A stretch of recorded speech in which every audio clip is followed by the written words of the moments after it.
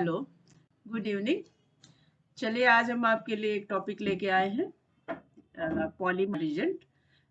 Polymer जो है ये एक इम्पॉर्टेंट टॉपिक है। बीटेक में तो ये यूनिट 5 को कवर करता है, लेकिन ये डिप्लोमा का भी एक इम्पॉर्टेंट क्वेश्चन है, इम्पॉर्टेंट टॉपिक है, तो इसके बारे में आज थोड़ा पढ़ लेते हैं। और इसके साथ में एक छोटा सा और क्वेश्चन लगा हुआ है, ग्रिग्नार्ड रीजेंट। वैसे तो ये बहुत बड़ा टॉपिक है, लेकिन आपके बीटेक के सिलेबस में बहुत छोटा सा है, केवल इसमें एक क्वेश्चन आता है। तो आपको केवल ये पता होना चाहिए कि क्या होता है ग्रिग्नार्ड रीजेंट, इसकी प्रिपरेशन कैसे होती है, एक रिएक्शन प्रिपरेशन की हो जाएगी, और 6-7 रिएक्शन आप इसके प्रॉपर्टीज की तैयार कर लीजिए। तो मैं सिलेबस को ही ध्यान में रख के पढ़ाती हूँ, इसलिए बहुत ज़्यादा किसी टॉपिक पे हमको डीप में नहीं देखना है, बस उतना ही देखना है जितना हमारे सिलेबस में इम्पोर्टेंट है। तो ग्रिग्नार्ड एजेंट को ऑर्गेनोमेटेलिक कंपाउंड भी कहा जाता है। तो ग्रिग्नार्ड एजेंट के नाम से हो सकता है आपको चीज़ें क्लियर ना हो, लेकिन ऑर्गेनिक मेटेलिक कंपाउंड के नाम से आपको अच्छा समझ में आ रहा है। और नाम दोनों याद रखिएगा, क्वेश्चन किसी भी नाम से आ सकता है। तो ऑर्गेनोमेटेलिक में ये नाम से ही पता चला, ऑर्गेनो का मतलब कार्बन, मेटेलिक का मतलब मेटल। तो ये दोनों मिला के, यानी कि कार्बन के साथ जब मेटल मिल जाए तो वो बनता है ऑर्गेनोमेटेलिक कंपाउंड। तो रियल में जो ऑर्गेनोमेटेलिक कंपाउंड होता है वो यही होता है, आर। और मेटल में कुछ भी, जो Cu है, Li है, Na है, कुछ भी ले सकते हैं आप। तो इवन कहा जाए तो ये भी ऑर्गेनोमेटेलिक कंपाउंड ही बनेंगे, Ri है। लेकिन हम आपके सिलेबस में जो ग्रिग्नार्ड एजेंट पढ़ते हैं उसमें एक हैलाइड भी लगा रहता है, तो इसलिए उसका फॉर्मूला जो बनता है वो ये बनता है, और स्पेशली उसमें मैग्नीशियम को लिया गया है, तो इसका जो फार्मूला बनता है वो बनता है RMgX। X का मतलब हेलोजन, R का मतलब एल्किल ग्रुप, और Mg तो मेटल है अपने आप में। तो X इक्वल टू आप इसमें Cl या क्लोरीन, ब्रोमीन, फ्लोरीन कुछ भी ले सकते हैं, कुछ भी ले सकते हैं। तो आपके जो सिलेबस में बनेगा वो स्पेशली जो हाईलाइट किया गया है, जिसको आप रिएक्शन से लेंगे, उसमें एक कार्बन का ग्रिग्नार्ड एजेंट लिया गया है। अच्छा, ऑर्गेनिक केमिस्ट्री पढ़ते वक्त जो आपका ध्यान है सबसे ज़्यादा रहना चाहिए कार्बन नंबर पर। हमने आपको शायद ऑर्गेनिक केमिस्ट्री का एक पहले एक वीडियो बनाया भी है, इसके उसको ज़रूर देख लीजिएगा पॉलीमर पढ़ने से पहले। तो उसमें सिर्फ बहुत छोटा सा वीडियो है, और सिर्फ आपको ऑर्गेनिक केमिस्ट्री पढ़ने के लिए जो जनरल चीज़ें हैं वो बहुत डीप में नहीं है कि बहुत बड़ी बड़ी रिएक्शंस हो या बहुत बड़ा बड़ा कोई स्ट्रक्चर बताया हो, ऐसा कुछ नहीं है। बस एक सिंपल सी चीज़ है कि भाई अगर हम प्रोपिल की बात करें तो हमारे दिमाग में तुरंत आ जाना चाहिए कि 3 कार्बन की बात हो रही है। हाइड्रोजन सिर्फ कार्बन की वैलेंसी को कंप्लीट करता है। तो हमें जब ऑर्गेनिक केमिस्ट्री याद करनी होती है तो बच्चे बताते हैं कि इसमें बड़ी प्रॉब्लम आती है कि कितने बड़े बड़े स्ट्रक्चर होते हैं। तो हम उसमें कार्बन नंबर को हाईलाइट करके, कार्बन नंबर को डोमिनेंट करके हम याद करते हैं। जैसे अब मान लीजिए हमें इसको याद करना है ग्रिग्नार्ड एजेंट को, तो हमने याद कर लिया MgCl तो कांस्टेंट रहेगा हर जगह, और हमने ये याद कर लिया कि हमें एक कार्बन का एलिमेंट लेना है। तो एक कार्बन का कंपाउंड अगर लेना है तो अब CH3 तो लगेगा ही, क्योंकि कार्बन की एक वैलेंसी खाली रहेगी, उसको MgCl से बैलेंस कर देंगे। तो हमारे पास एक कार्बन यानी कि मेथिल मैग्नीशियम क्लोराइड ही हमको ग्रिग्नार्ड एजेंट के लिए लेना है। तो पहले तो ये तो इसका इंट्रोडक्शन हो गया। अब उसके बाद जो आपको हमने बताया था कि इसमें छोटा सा एक क्वेश्चन आता है, तो इसलिए आपको कम से कम 8 रिएक्शन लगभग तैयार होनी चाहिए। तो हम पहले इसकी प्रिपरेशन देख लें। अब प्रिपरेशन भी इसकी बिल्कुल सिंपल सी है कि एल्किल हैलाइड में आपने जब एक कार्बन का ग्रिग्नार्ड एजेंट बनाना है तो एक ही कार्बन का हम एल्किल हैलाइड ले लेते हैं, CH3Cl ले लिया। इसको डायरेक्ट Mg से रिएक्शन करवा दीजिए, और कुछ नहीं करना है, सिंपल एडिशन कर देना है। ये बन जाएगा आपका CH3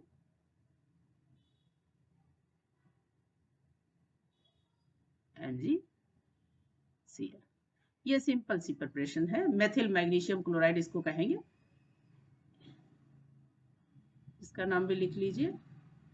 रिएक्शन में थ्योरी लिखना इतना ज़्यादा कंपलसरी नहीं होता है, और आपको लिखना है, लिखना चाहिए, वैसे थोड़ा सा टाइम है तो लिख देना चाहिए। लेकिन अगर आपको लिखने में कोई दिक्कत होती है, मान लीजिए स्पेशली यूपी बोर्ड वालों को दिक्कत ज़्यादा होती है, तो अगर दिक्कत होती है तो आप थ्योरी आप रिएक्शन से ही उठाकर बना सकते हैं। जैसे आप बिल्कुल सिंपल सी रिएक्शन बनाइए, सिंपल सी थ्योरी बनाइए, व्हेन मेथिल ये एल और लगा दें इसमें। When methyl chloride react with metal magnesium it form a Grignard reagent methyl magnesium chloride. बस इतना आपको लिखना है, it form a Grignard reagent methyl या organometallic compound methyl magnesium chloride. बस एक सिंपल सी प्रिपरेशन आपको देनी है। आप इसमें थ्योरी लिखना चाहें तो इसी से लिख सकते हैं। ऑर्गेनिक में थ्योरी का बहुत ज़्यादा मतलब नहीं होता है, मेन आपको रिएक्शन समझनी रहती है, क्योंकि जो बच्चे गलती करते हैं वो बैलेंसी में बहुत करते हैं। तो आप सबसे पहले तो नंबर को हाईलाइट रखिए, और दूसरा आप कार्बन की बैलेंसी को दिमाग में रखिए। कार्बन की बैलेंसी दिमाग में रहेगी तो फिर गलतियां होने की संभावना कम रहती है। तो इसलिए आप कार्बन की बैलेंसी को रखिए, और कार्बन नंबर को, जैसे हमने एक कार्बन की हम बात कर रहे हैं तो हमें एक ही कार्बन पे ध्यान रखना है। ठीक है, तो एक तो ये प्रिपरेशन हो जा रही है, और दूसरा आपका जो रहेगा वो रहेगा प्रॉपर्टीज। तो इसमें जो हम बिल्कुल सिलेबस और आपके सेमेस्टर के पेपर को ध्यान में रखते हुए ही मैं यहाँ पर बता रही हूँ। तो बहुत ज़्यादा डीप में हम ग्रिग्नार्ड रिजेंट नहीं बताएंगे। तो प्रॉपर्टीज़ में अब देखिए थ्योरी हम यहाँ भी नहीं बताएंगे आपको, सिंपल रिएक्शन ही बता दे रहे हैं। थ्योरी आप अपने आप बना सकते हो, उसमें कोई दिक्कत नहीं है जी। कितना भी आपकी इंग्लिश वीक है, आप सिंपल सा बोल सकते हो, when methyl magnesium react with metal magnesium it form A methyl magnesium chloride. आप इतना ही लिख दीजिए तो भी ठीक है। तो वैसे ही प्रॉपर्टीज में आते हैं, तो प्रॉपर्टीज ग्रिग्नार्ड रिजेंट की बहुत सारी हैं बच्चों के पास। तो जिसने इंटर में अच्छे से पढ़ा उसके पास 30-40 रिएक्शन होंगी, लेकिन हमें ये बीटेक में कुछ चीजें अभी तक हमेशा नाम से ही रिएक्शन आती थी, लेकिन इस बार कुछ एक बार ऐसा भी हुआ है कि उन्होंने कुछ रिएक्शन को स्पेसिफाई कर दिया है। कि जैसे उन्होंने कह दिया है कि नहीं आप एसिड फॉर्मेशन दिखाइए, नहीं आप एल्कोहल फॉर्मेशन दिखाइए। तो आपको जो मेन हाईलाइट की गई है रिएक्शन उन्हीं को आप तैयार करिए, जिससे आपको दोहरा काम ना पड़े कि आप पता चला आप 8-10 रिएक्शन भी तैयार करें और वो रिएक्शन आपके काम की भी ना हो। तो इसलिए हम उन्हीं रिएक्शन को हाईलाइट कर रहे हैं। जैसे ग्रिग्नार्ड रिजेंट से हम सबसे पहले एसिड बना देते हैं। एसिड रिएक्शन पूछी गई है तो एसिड को बना देते हैं हम।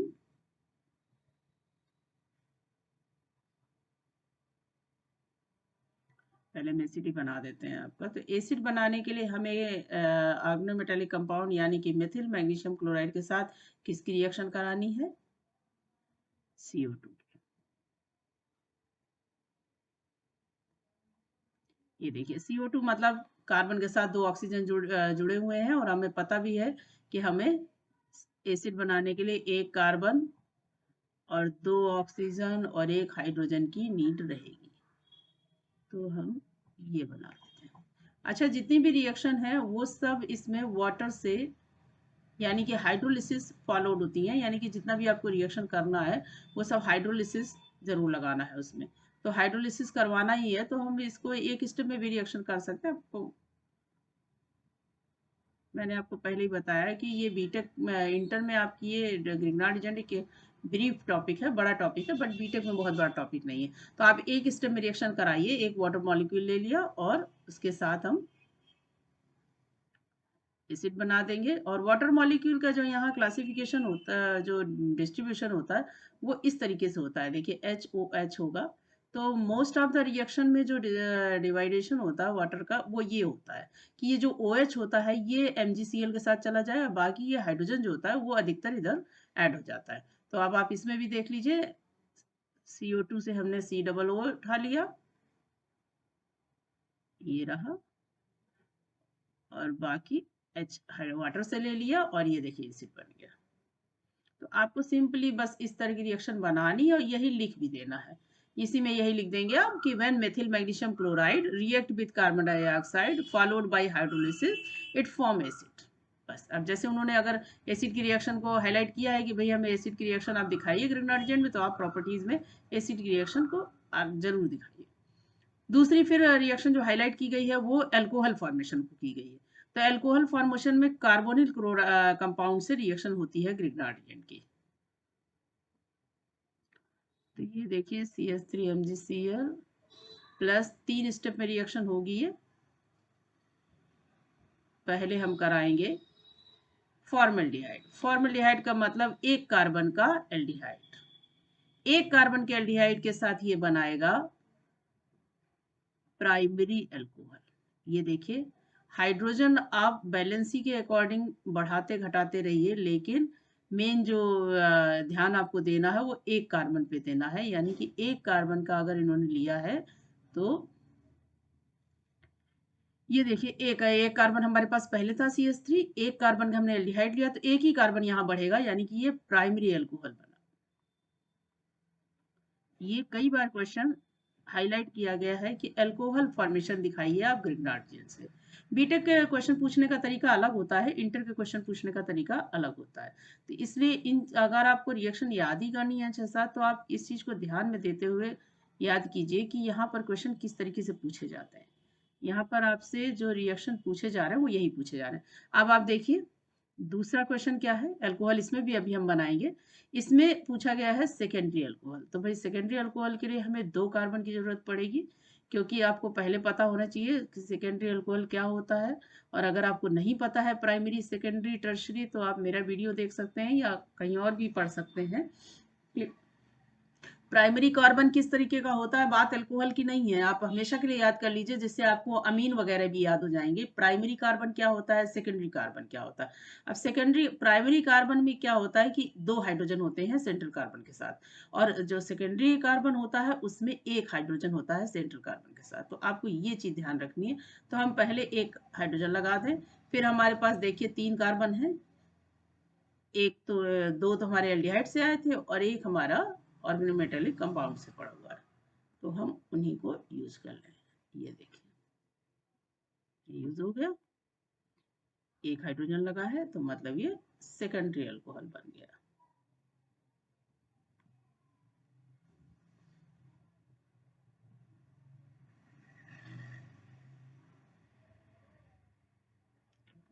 प्लस बाकी MgClOH कॉमन कंपाउंड है, तो इसको आप बनाते रहिए सब में।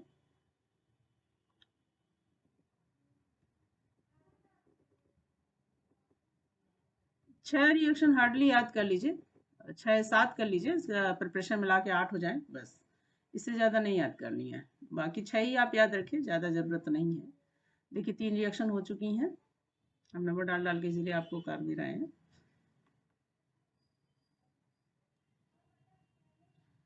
अब ये देखिए इधर आ जाइए, छोटा क्वेश्चन आता है लेकिन आता हमेशा है, बहुत इंपॉर्टेंट टॉपिक है ग्रिग्नार्ड बीटेक में, लेकिन आता बिल्कुल सॉलिड क्वेश्चन है, ज़्यादा टेढ़ा मेढ़ा क्वेश्चन नहीं आता है।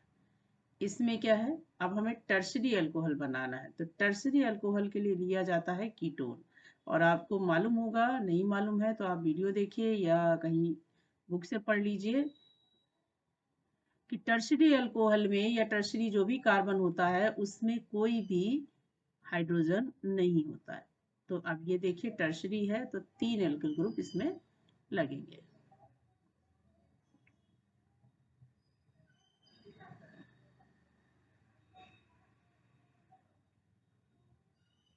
ये ये बन गया टर्शरी अल्कोहल। ठीक, अब 5वीं रिएक्शन आ जाइए, किससे करा दें,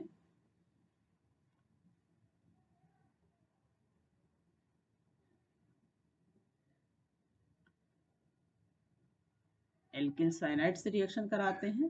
साइनाइड में नाइट्रोजन और कार्बन दोनों हैं, इसमें हाइड्रोलिसिस सब में होगी, इसलिए एरो के ऊपर आप वाटर जो है हमेशा सारे के ऊपर रख दीजिए, इसमें कोई कहने वाली बात नहीं है। क्योंकि लैंग्वेज में भी आपको यही लिखना है कि to react with this, 2 reactant हैं तो दोनों का नाम लिख दीजिए प्लस फॉलोड बाय हाइड्रोलिसिस, आपको बस ऐसे ही हर एक में लिखते जाना है। यहाँ भी देखिए हाइड्रोलिसिस होगी, अब हाइड्रोलिसिस में नंबर काउंट करने की जरूरत नहीं है, आप केमिकल रिएक्शन पे ध्यान दीजिए, 2 वाटर मॉलिक्यूल लगे, 1 लगे, 3 लगे, जितने भी लगते रहे, हमको केवल प्रोडक्ट से मतलब है। तो यहाँ देखिए 2 कार्बन है, एक ग्रिग्नार्ड का है और एक कार्बन हमारा साइनाइड से है, तो इसलिए 2 कार्बन का एसिड बन जाएगा और एक अमीन बन जाएगा।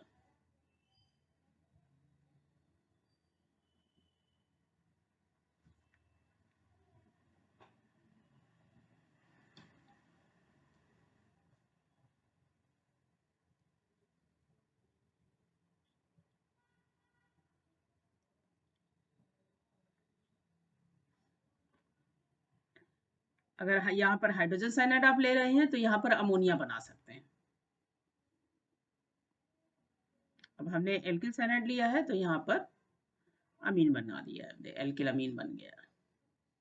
कंफ्यूज नहीं होइएगा कहीं, अगर यहाँ हाइड्रोजन साइनाइड लिया होगा तो अमोनिया बन सकता है। तो अगर कहीं ऐसा ना हो कि आपने पढ़ लिया हो कि अमोनिया बनाया हुआ है और मैम ने तो यहाँ पर अमीन बना दिया, तो ऐसा कोई दिक्कत नहीं है। आप वहाँ पे अमीन भी बना सकते हैं, अमोनिया भी बना सकते हैं। अब देखिए 5 रिएक्शन हो गई हैं, छठी रिएक्शन देख लेते हैं। ये क्लोरामीन से रिएक्शन करा देते हैं।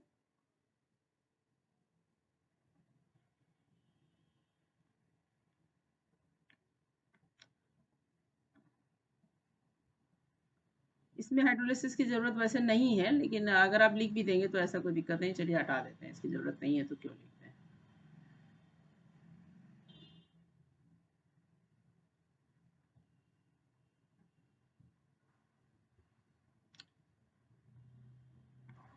इसमें भी एल्किल अमीन बनेगा।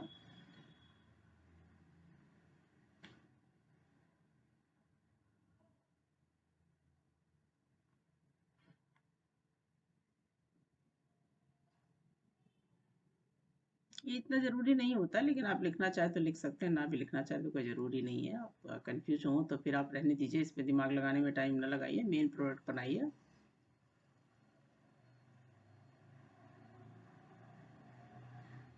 चलिए, इनके नाम तो हमने लिखे नहीं है, हम बोलते जा रहे हैं, अगर किसी का नाम छूट भी जाए तो आप अपने आप लिख लीजिएगा। एल्किल साइनाइड है, ये आपका क्लोरामीन है।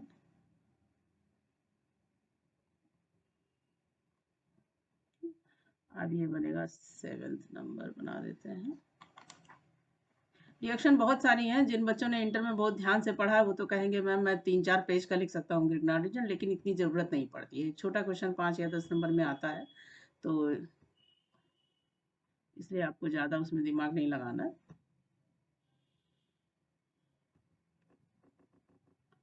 बस आप सिंपल सी 8-10 रिएक्शन, 6-7 रिएक्शन याद रखिए। बस ये ध्यान रखना है आपको, दिमाग इस पे लगाना है कि वही रिएक्शन याद करिए जो बीटेक में स्पेशली हाईलाइट है। ये नहीं कि आपने 10-20 रिएक्शन याद कर रखी हैं, लेकिन अगर आपको एसिड फॉर्मेशन नहीं आता, आपको एल्कोहल फॉर्मेशन नहीं आता है ग्रिग्नार्डिजन से, तो वो रिएक्शन आपकी बेकार हो जाएंगी। क्योंकि कई बार क्वेश्चन जो है हाईलाइट करके पूछा गया है कि आप अमीन बनाइए, आप एसिड बनाइए, आप एल्कोहल बनाइए, तो आपको ये सब आना चाहिए कि एल्डिहाइड से रिएक्शन करना है। तो जो मेन इंपॉर्टेंट रिएक्शन है मैं वही आपको यहाँ बता रही हूँ।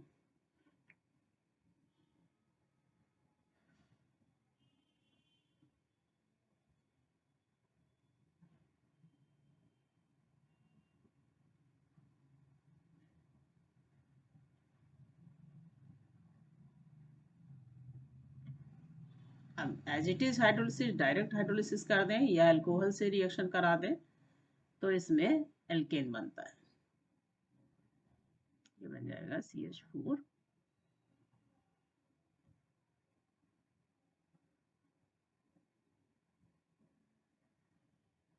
प्लस जो है MgOH Cl, आप जो बनाते हैं वही बना दीजिए। MgClOH भी लिख सकते हैं, MgOH Cl भी लिख सकते हैं। ये एल्केन फॉर्मेशन हो गया। 7-8 रिएक्शन सफिशियंट है, आप इसमें और एक बढ़ाना चाहें तो और भी बढ़ा सकते हैं, लेकिन वाटर के साथ किया है वैसे ही ये अल्कोहल के साथ करेगा तो भी ये एल्केन ही बनाएगा। तो मेन जो रिएक्शन आपकी बन रही है,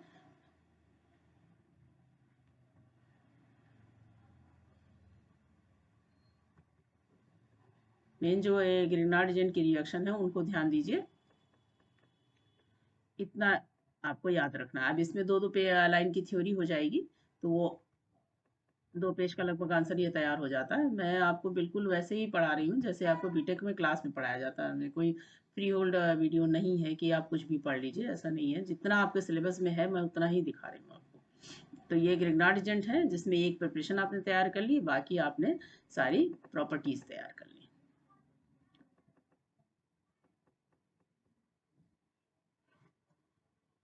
चलिए इधर भी नाम हम लिख देते हैं, नाम नहीं लिखे हमने। ये ग्रिग्नार्डिजेंट के तो बार बार नाम लिखने की जरूरत नहीं है, आप लिखिएगा, मैं नहीं लिख रही हूँ। ये फॉर्मल्डिहाइड। एक बात और दोबारा से बताएंगे आपको कि वही रिएक्शन याद करिए जो बीटेक में हाईलाइट जाता है। अदरवाइज आपका रिएक्शन याद करना बेकार हो जाएगा। अगर वहाँ अल्कोहल फॉर्मेशन पूछा गया और आपने अल्कोहल फॉर्मेशन नहीं याद किया हुआ है, तो आप कुछ भी करिए, उससे क्या लेना देना। आपके 50 रिएक्शन आपको याद हैं, लेकिन वो रिएक्शन नहीं याद हैं जो पूछी गई हैं, तो नंबर तो आपको नहीं मिलने ना उसमें। इसलिए इनको ध्यान रखिए और इन्हीं से थ्योरी आप बना के बना सकते हो।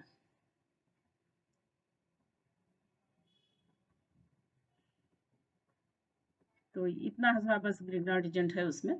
अ, कई बार क्वेश्चन में एप्लीकेशन क्या करके भी दे देते हैं, तो बात वही है, एप्लीकेशन हो या प्रॉपर्टीज हो, वही आप बता सकते हैं।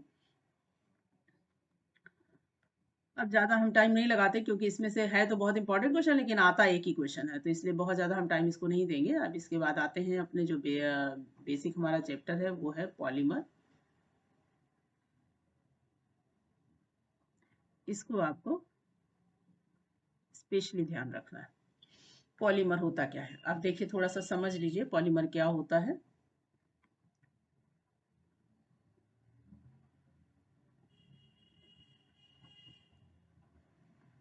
पॉलीमर में देखिए, आप इंटर में भी थोड़ा पढ़ के आए, जिसने बिल्कुल नहीं पढ़ा मैं उसको भी बता रही हूँ। पॉलीमर में दो वर्ड आपके छुपे हुए हैं, एक पॉली है, एक मर है। पॉली का मतलब होता है मैनी, मोर देन वन। मर का मतलब होता है यूनिट्स।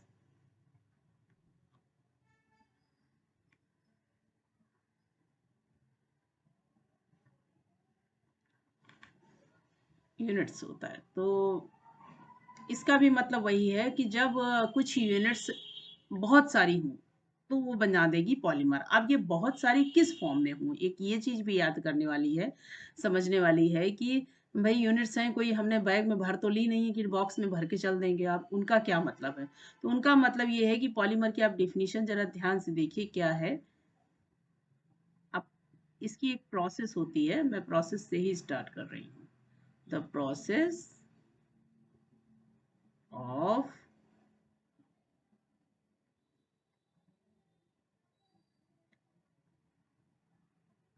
अरेंजमेंट कह सकते हैं, या आप इसको अटैचमेंट भी कह सकते हैं। अटैचमेंट भी कह सकते हैं, चलिए मैं अटैचमेंट ही वर्ड यूज़ करूँ, जिससे आपका आंसर बिल्कुल परफेक्ट हो, उसमें कहीं कोई गड़बड़ ना हो।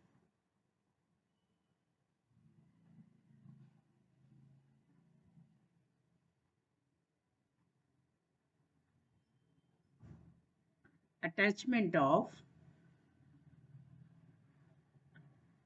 ये देखिए मेन वर्ड्स जो हैं, की वर्ड्स यही हैं, आइडेंटिकल यूनिट्स इन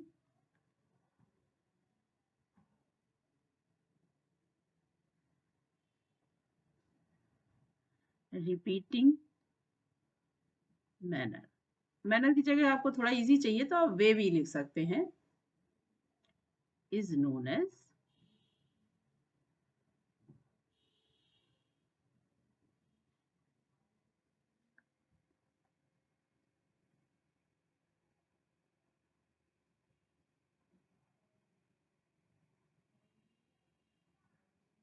पॉलीमराइजेशन।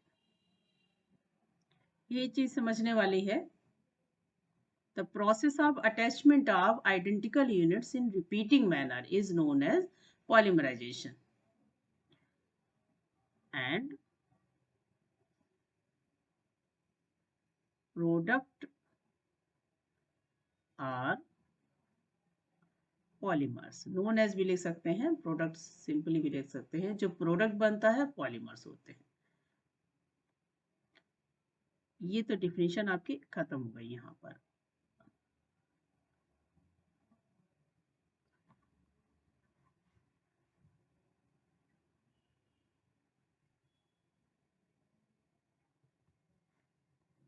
ये तो डिफिनेशन खत्म हो गई।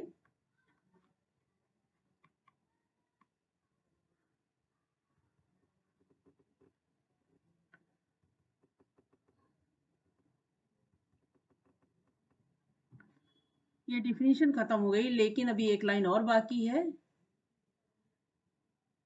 यूनिट्स जिनसे ये बन रही हैं आपके पॉलीमर, या जो प्रोसेस में यूज हो रहे हैं, आर नोन एज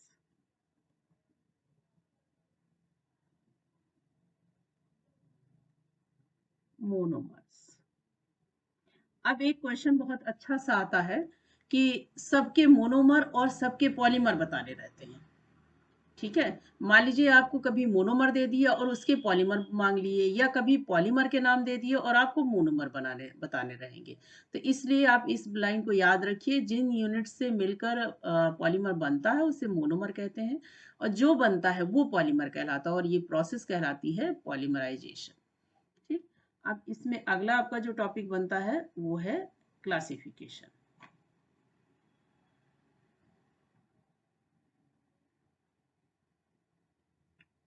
तो हल्का सा इंट्रोडक्शन हम क्लासिफिकेशन का आपको दे दें।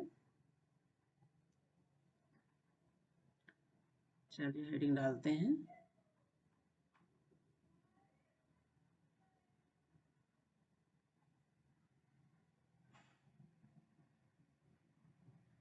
क्लासिफिकेशन।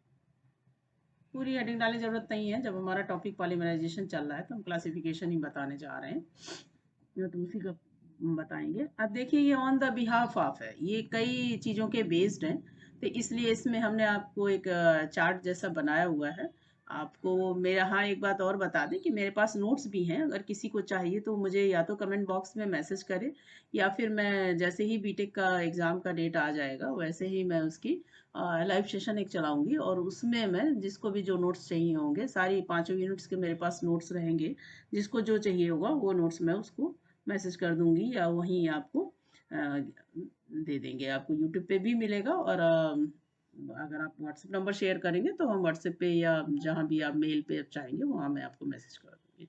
तो अभी तो हम सिंपली बता दे रहे हैं कि जैसे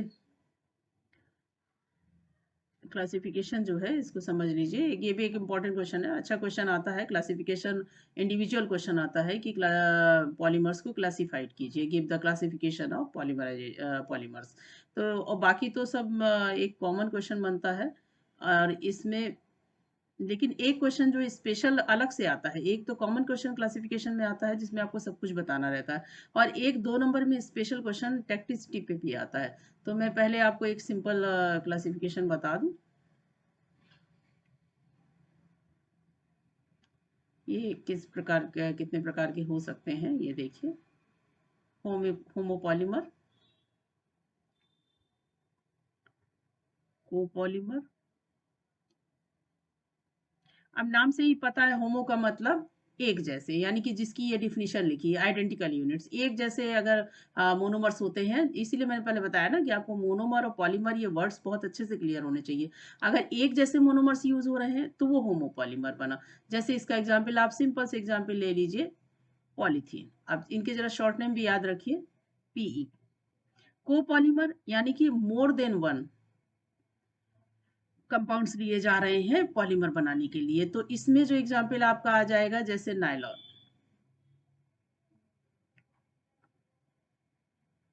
नायलॉन स्पेशली आप 66 लीजिए, केवलार भी ले सकते हैं, ये हो जाएंगे कोपॉलीमर, या ब्यूनायस ब्यूनाइन भी हो सकते हैं।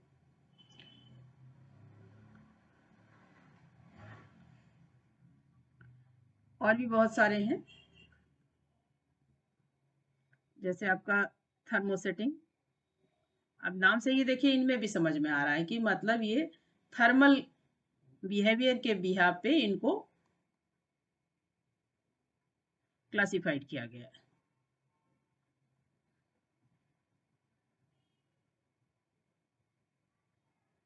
मैं समझा दे रही हूँ, जिसको ना हो वो अपनी कॉपी में भी लिख सकता है, मैंने यहाँ पे डिटेल नहीं लिखा है, मैं नोट्स में इसका डिटेल भी दे दूंगी, लेकिन यहाँ मैं समझा दे रही हूँ, जिसको ना याद रहे वो लिख ले, बाकी समझ में आ जाए तो अच्छी बात है। थर्मोसेटिंग यानी कि जो सेट हो जाते हैं, यानी कि जिनको गर्म किया जाए एक बार में, तो वो गर्म करने पे रिजिड हो जाए और वो सेट हो जाए, उनको चेंज नहीं किया जा सकता है, वो एक बार सेट हो गए तो सेट हो गए, जो भी आपने बना दिया वो सेट हो गया, तो वो हो जाएंगे थर्मोसेटिंग। और ये इनकी खास बात ये होती कि ये क्रॉस लिंकिंग इनमें बन जाती है, इसीलिए ये सेट हो जाते हैं, और कैन नॉट रिमोल्डेड या कैन नॉट कन्वर्टेड, ये आप वर्ड यूज कर सकते हैं। ये होते हैं थर्मोसेटिंग पॉलीमर। इसमें सबसे बढ़िया एग्जांपल आपका है बेकेलाइट का। बहुत बढ़िया स्ट्रक्चर इसका बनता है, फिनॉल फॉर्मल्डिहाइड रेजिन के नाम से जाना जाता है। तो ये इसमें एग्जाम्पल आया था बेकेराइड का। अच्छा, थर्मोप्लास्टिक जो होता है, ये नाम से ही पता चल रहा है कि ये प्लास्टिक होता है और थर्मल मतलब हीट करने पे ही बनता है, लेकिन इनकी सबसे खास बात ये है कि ये रिमोल्डेड हो सकते हैं, इनको किसी भी आकार में चेंज किया जा सकता है। तो इसमें आपके कोई भी आ जाएगा, आप पीवीसी का ही एग्जाम्पल ले लीजिए, सिंपल सा कोई भी एग्जाम्पल।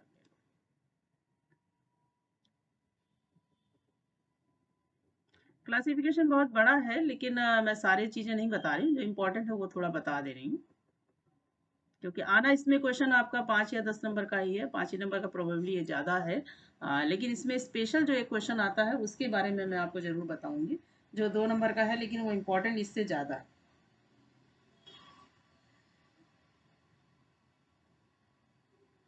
बाकी जैसे चेन के भी यहाँ पर होता है, वो 3 टाइप्स होता है। अगर लीनियर चेन बन रही है जिसमें कोई ब्रांचिंग नहीं आ रही है, तो एक होता है ब्रांच्ड हो जाएगा, जैसे पीएस होता है, पॉलीस्टाइरीन या पीवीसी, ये सब ब्रांचिंग में आ जाते हैं। अभी इन सब के स्ट्रक्चर भी आपको बताएंगे। तीसरा हो जाए क्रॉस लिंकिंग, जैसे मैंने अभी क्रॉस लिंकिंग की बात की थी, किसमें की थी, बेकेलाइट में। तो वो एग्जाम्पल यहाँ रिपीट हो जाएंगे। लीनियर में आपके एग्जाम्पल रहेगा जैसे पीई का, पॉलीथीन का आप लिख सकते हैं, सिंपल सा बिल्कुल, कार्बन होते हैं आपस में जुड़ते चले जाते हैं। ब्रांच में जैसे आप ले लेंगे, ब्रांच में ले लेंगे आप पीएस का, पॉलीस्टाइरीन का। इसमें तो आपका वही बेकेलाइट का एग्जाम्पल है ही, अभी बताया था आपको।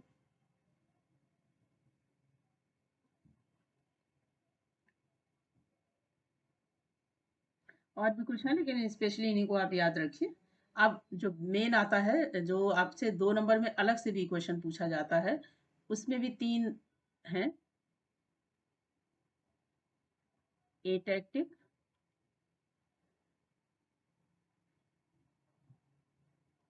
सिंडियोटैक्टिक और है आइसोटैक्टिक। इसको स्पेशली आपको देखना है, ये आप, इसीलिए मैं इसकी हेडिंग में डाल दे रही हूँ। ये 2 नंबर में अलग से भी क्वेश्चन आता है, क्लासिफिकेशन के अलग।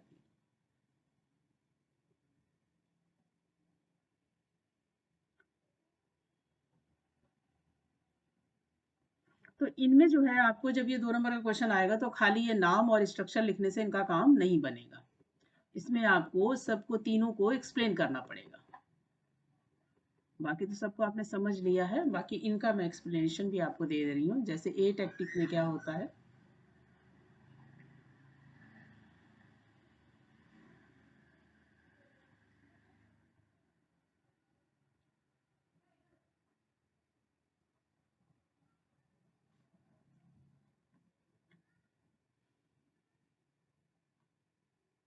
मैं एक एक वर्ड लिख दे रही हूँ, बस उसी को आपको याद रखना है। जो कार्बन नंबर होते हैं, मैं कार्बन नंबर पर ही आपको स्ट्रक्चर बना रही हूँ, लेकिन आप जब एग्जाम में बनाइएगा तो उसमें हाइड्रोजन भी दे दीजिएगा, इसकी बैलेंस ही कंप्लीट कर दीजिएगा कार्बन की। तो इसमें क्या होता है कि जो पॉलीमर होता है, उसमें जो ब्रांचेज होते हैं वो रैंडमली अरेंज होते हैं। मान लीजिए इसमें देखिए लगे हुए हैं, तो कभी एक कार्बन की ब्रांच है, कभी 2 कार्बन एक साथ आ गए, फिर या फिर एक कार्बन आ गया, फिर ये अल्टरनेट चले गए, फिर एक कार्बन आ गया। मतलब कभी एक कार्बन एक साइड आ रहा है, कभी 2 कार्बन एक साइड आ रहे हैं, कभी एक कार्बन एक साइड, मतलब इस तरीके से कुछ भी आगे 3 कार्बन भी एक साइड आ सकते हैं, आप बड़ा भी बनाएंगे तो भी। तो ये जो ब्रांचिंग है, ये रैंडमली अरेंज्ड होती है, तो वो कहलाते हैं एटैक्टिक। अब आपका है दूसरा सिंडियोटैक्टिक। सिंडियोटैक्टिक में क्या होता है, रैंडम अरेंजमेंट नहीं होगा, अल्टरनेट अरेंजमेंट तो होगा, लेकिन रैंडम अरेंजमेंट नहीं होगा। अगर एक कार्बन इधर, इस तरीके से अरेंजमेंट होगा।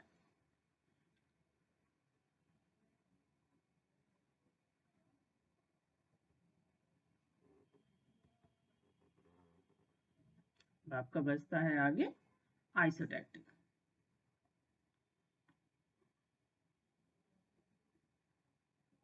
ये 2 नंबर का अलग से क्वेश्चन आता है, तो जैसे मैं आपको डिफिनीशन बता रही हूँ, वैसे ही आपको याद रखना। जैसे इसमें एक वर्ड याद रखिएगा, ट्रांस। तो जब ब्रांचेस जो हैं ट्रांस वे में अटैच हों तो वो हो जाएगा सिंडियोटैक्टिक, और अगर ये सिस वे में अरेंज हो रही हैं तो ये हो जाएगा आइसोटैक्टिक। इसमें रैंडम नहीं होगा, रैंडम आपका एटैक्टिक में होगा। मान लीजिए हमने 6 कार्बन या 7 कार्बन का जो भी कंपाउंड लिया है वही ले लेते हैं यहाँ भी, इसमें कोई दिक्कत नहीं है, आप कम ज़्यादा भी कर सकते हो। लेकिन इसमें बस ये ध्यान रखना है कि इसमें जितनी भी ब्रांचेस हैं वो सब वन साइडेड अरेंज हो। ये देखिए, तो जितना भी हमने ब्रांच लिया वो वन साइडेड अरेंज हो। तो क्लासिफिकेशन जो आप दिखाएंगे वो इसमें स्पेशली आपको टेक्टिसिटी वाला भी ध्यान रखना है। ठीक, अब उसके बाद हम तैयार करते हैं आपका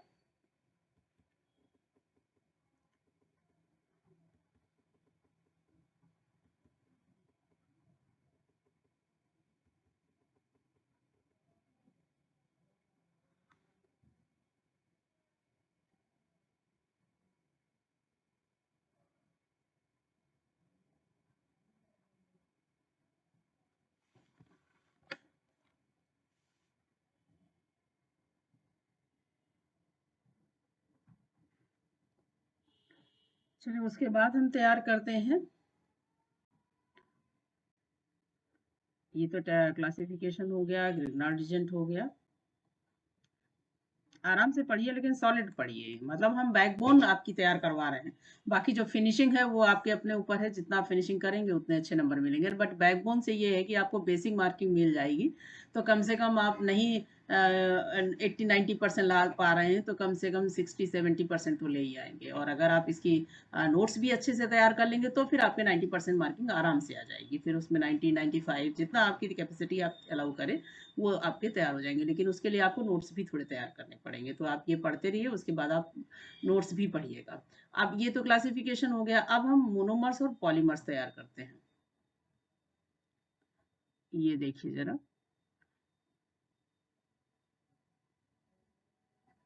यहाँ मैं मोनोमर्स लिख देती हूँ सबके, और इसको बना देते हैं इधर पॉलीमर्स, क्योंकि ये बहुत इंपॉर्टेंट क्वेश्चन है। ये भी बहुत अच्छा क्वेश्चन होता है, इंपॉर्टेंट होता है, इसमें कोई मार्किंग कटने का चांस नहीं होता, इसलिए ये क्वेश्चन अच्छे क्वेश्चन में आता है कि आप जो भी आप लिखेंगे या तो नंबर मिलेंगे या तो फिर आपको नंबर नहीं मिलेंगे।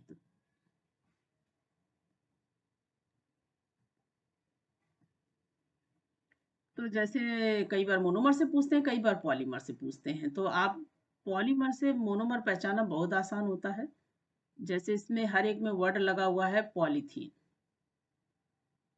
पॉली वर्ड लगा हुआ है, तो आपको जब मोनोमर बताना है तो आपको पॉली वर्ड हटा के इसका नाम बता देना है। अब इसको शॉर्ट में कहा जाता है पीई। ठीक, अब इसका जब आप मोनोमर बताएंगे तो इसका नाम आप तो आप बड़े आराम से आप बता देंगे एथीन। बनाते भी जाइए, पॉलीथीन है, पॉलीथीन ये होता है, बहुत आसान है, कोई मुश्किल काम नहीं है। ये देखिए ये पॉलीथीन, पॉलीथीन का मतलब फिर मैंने वही कहा ना कि आप कार्बन नंबर से याद रखिए। इसमें क्या है, दो कार्बन, दो कार्बन है, दोनों तरफ इसके बॉन्ड ओपन है, तो जब चेन है तो बॉन्ड ओपन है, जब हमारी चेन नहीं है तो हम बॉन्ड ओपन ना करके बीच में डबल बॉन्ड लगाएंगे। भाई हमारी दो बैलेंसी पूरी हो रही है तो दो डबल बॉन्ड तो लगाने ही पड़ेंगे। ये हो गया थी। तो जब मोनोमर आप बताएंगे तो इस तरीके से बताएंगे। अब पॉलीमर, पॉलीथीन का मोनोमर हो गया एथीन। अब मान लीजिए आपसे पूछा गया पॉलीस्टाइरीन, अभी कुछ एग्जाम्पल मैं यहाँ बता रही हूँ, बाकी फिर आप आगे समझदार हैं आप, तो जब प्रिपरेशन प्रॉपर्टीज बताएंगे आप वहीं से सबके मोनोमर उठाते जाइएगा। पॉलीस्टाइरीन में क्या होता है, ये एथिलीन ग्रुप का ही मेंबर है, और इसमें होता ये है कि एक हाइड्रोजन को रिप्लेस करके उसकी जगह पर फेनाइल ग्रुप आ जाता है, यानी कि बेंजीन रिंग लगा दी जाती है। ये हो गया पॉलीस्टाइरीन, और इसको शॉर्ट में कहा जाता है पीएस। अब सीधी सी बात है, आप पॉली वर्ड हटा दीजिए और स्टाइरीन ले आइए। मतलब ये कि इसकी बाहें जो आसपास जो शाहरुख खान की तरह खोली हुई हैं उनको हटा के बीच में डबल बॉन्ड पे ले आना है, बस। काम कुछ नहीं है।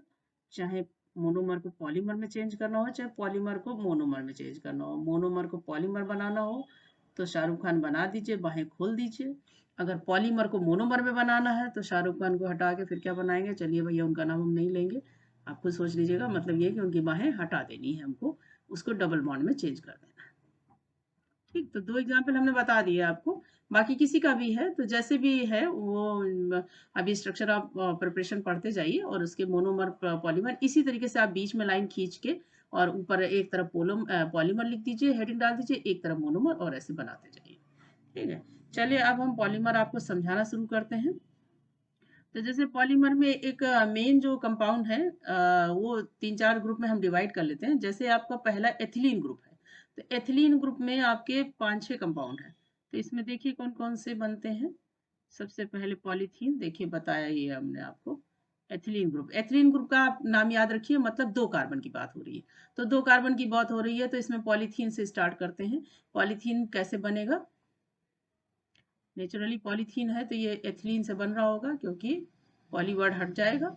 ये देखिए सिंपल सा एरो, एरो के ऊपर जो भी चीजें लिखी जाती हैं आपको याद, अच्छी बात है, नहीं है तो कभी भूल भी जाइए तो कोई दिक्कत नहीं है इतना ज्यादा।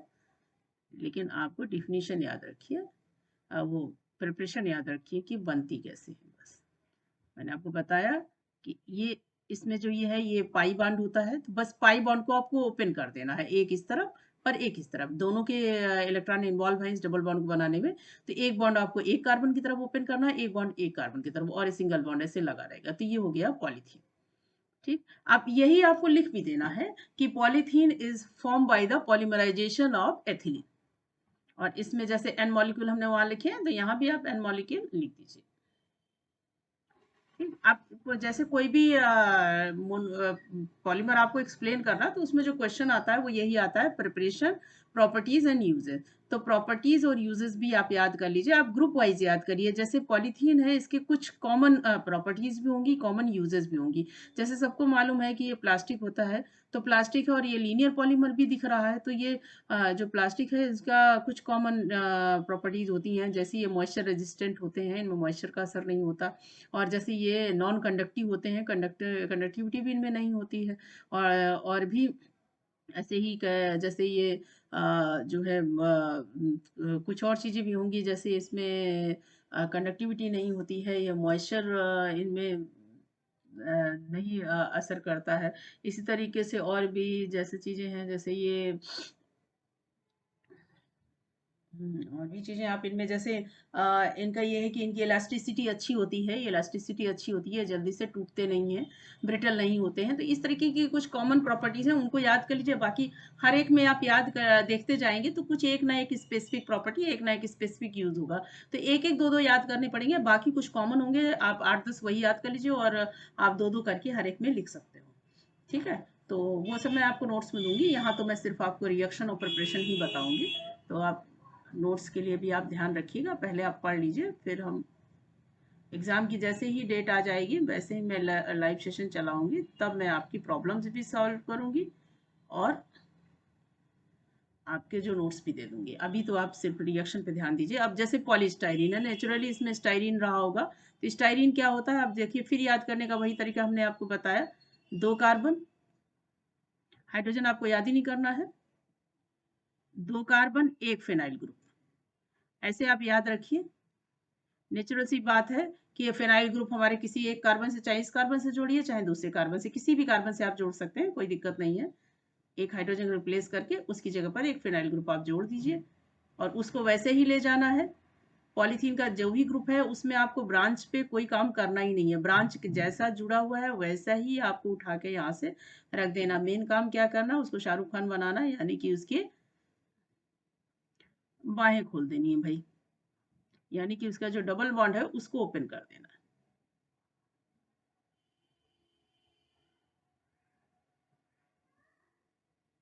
ये हो गया, ये देखिए पॉलीस्टाइरीन बन गया।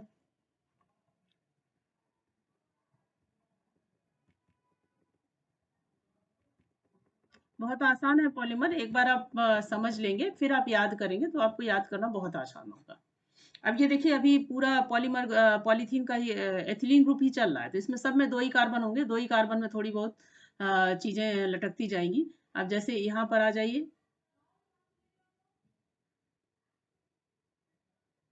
इसको कहेंगे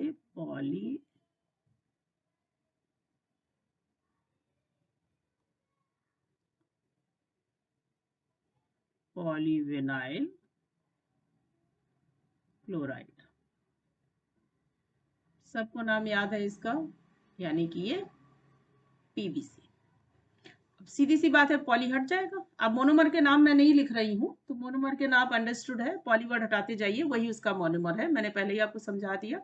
अब इसमें क्या होगा, बस आपको क्या याद रखना है, एथिलीन ग्रुप का मेंबर है तो कार्बन तो 2 ही रहेंगे, चेंज क्या आएगा, यानी कि 2 कार्बन और 1 क्लोरीन, ये हो गया।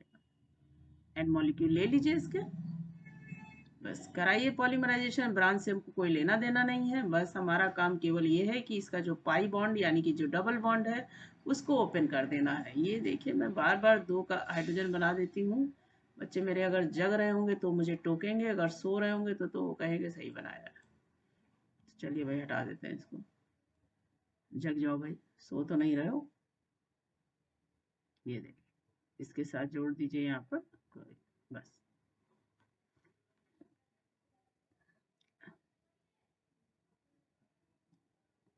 देखिए इसके कितने ग्रुप बनते चले जा रहे हैं, कितने कंपाउंड बनेंगे आप देखते जाइए। अभी 5 या 6 कंपाउंड हैं एथिलीन ग्रुप में।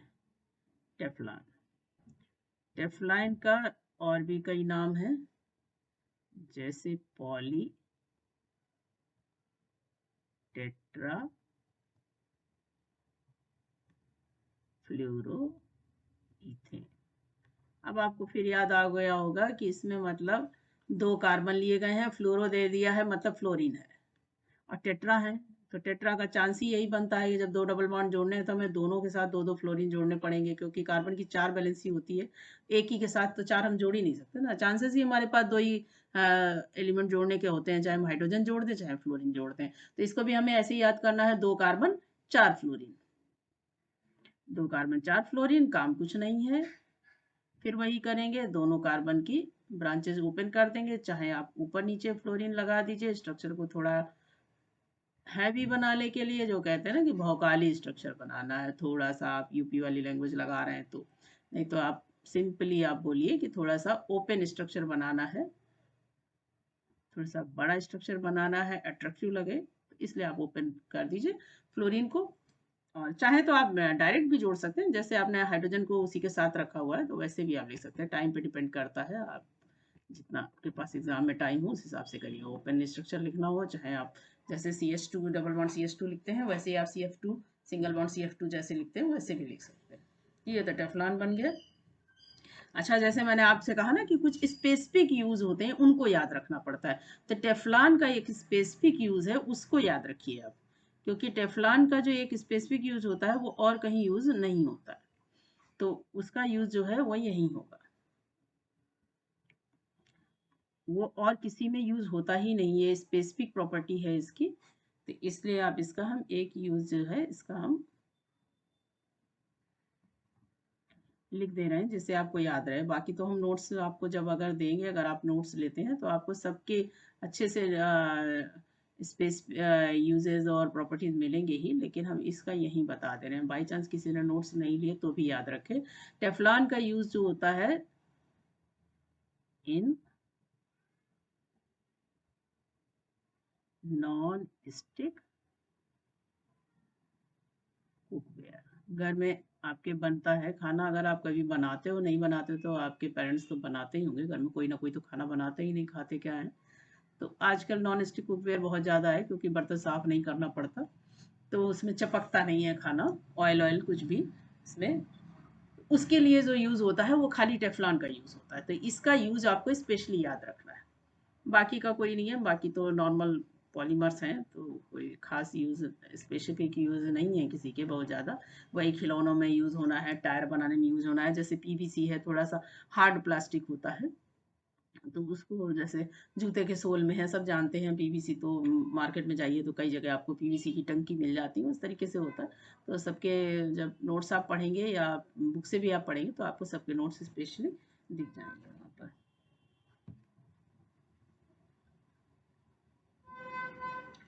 अब एक और अभी इसमें कुछ और कंपाउंड्स भी हैं, जैसे आपका टेफ्लॉन हो गया। अब तीन तीन कंपाउंड हो गए ना।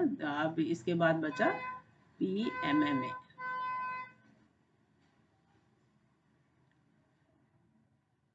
MMA, इसका पूरा नाम क्या है? बहुत बड़ा सा नाम है इसका। कोई दिक्कत नहीं, बच्चे भी हमारे कौन से छोटे हैं, बच्चे भी हमारे बहुत बड़े बड़े हैं, सब याद कर लेंगे। पॉलीमिथाइल मेथा एक्राइलेट। ये लीजिए। अब हमें ध्यान देना है, मेथिल मेथा एक्राइलेट बनाना है। इसमें भी बात वही है, 2 कार्बन ही होंगे इसमें, लेकिन एक कार्बन में अभी तक आप एक सब्स्टिट्यूशन देख रहे थे, इसमें 2 सब्स्टिट्यूशन होंगे।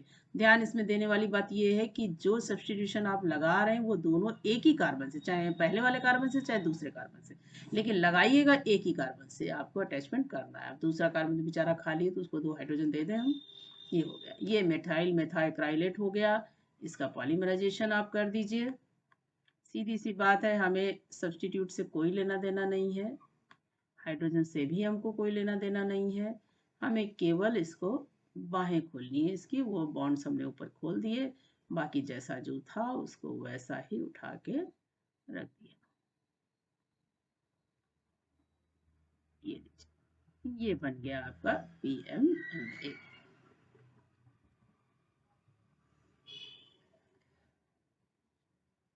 तो ये कंपाउंड कुछ हो गए आपके एथिलीन के।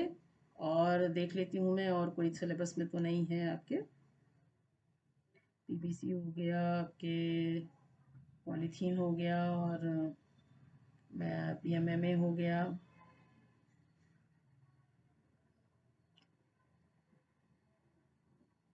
मुझे नहीं लगता है अब और कोई है कंपाउंड।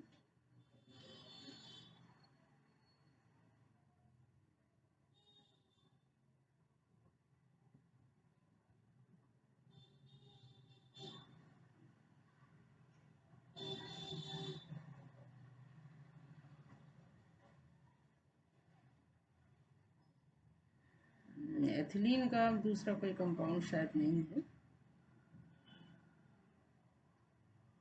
आपके सिलेबस में। मैं देख रही हूँ कि सिलेबस में आपके, मैं देख लूँ एक बार कि ऐसा तो नहीं है कि कोई और कंपाउंड हो।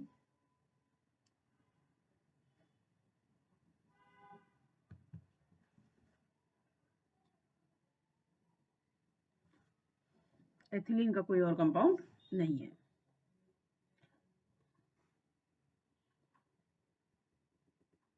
कुछ होंगे और तो फिर नोट्स में ही बताएंगे, नोट्स में दिखाएंगे तो फिर आपको और फिर दोबारा समझा देंगे, लेकिन आप लाइव सेशन में जो बचेगा अगर कोई, तो मैं दोबारा समझा दूंगी।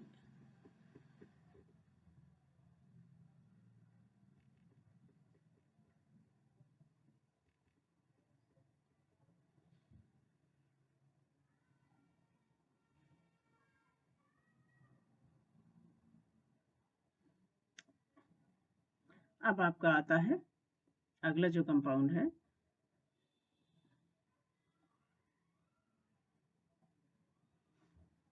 वो है नायलॉन। नायलॉन देख लें।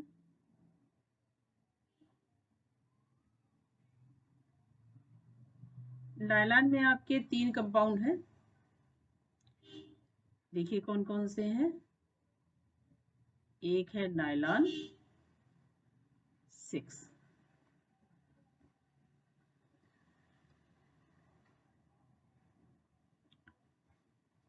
नायलॉन 6 है। देखिए नायलॉन 6 जो होता है वो किसका पॉलीमर होता है? कैप्रोलैक्टम का। अब कैप्रोलैक्टम का मैं नाम लिख दूंगी इसमें, क्योंकि आपको पॉली वर्ड नहीं लगा तो आप यही कहोगे कि यहाँ कहाँ से निकालें। तो आपको कैप्रोलैक्टम पे क्या ध्यान देना है? एक NH, एक नाइट्रोजन आप याद रखिए तब भी ठीक है। एक NH, 5 कार्बन, 5 कार्बन याद रखिए, या मिथाइल ग्रुप याद रखिए। और यहाँ पर जो है ये CH2 लगाना पड़ेगा, CH3 नहीं होगा। एक मिनट, नहीं नहीं,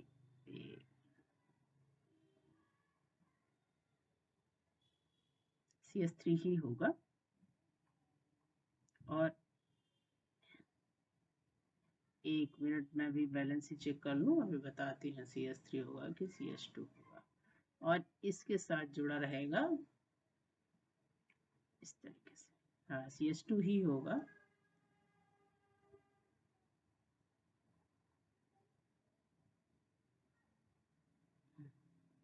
ये देखिए, ये स्ट्रक्चर आएगा आपका।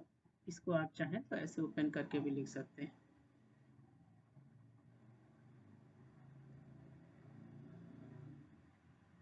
हेक्सागोनल एक मिनट हेप्टागोनल स्ट्रक्चर बनेगा इसका।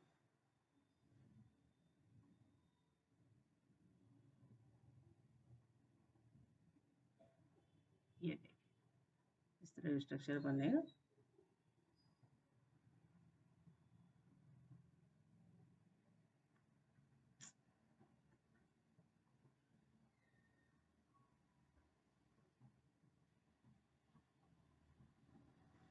एक मिनट, ये सही नहीं बना, मैं बता देंगे।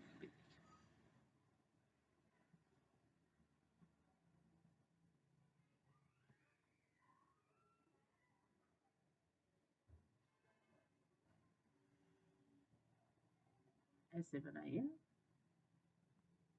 ये देखिए, एक जगह पर नाइट्रोजन बीच में रहेगा, ये नहीं कि रिंग के बाहर आप बनाओ।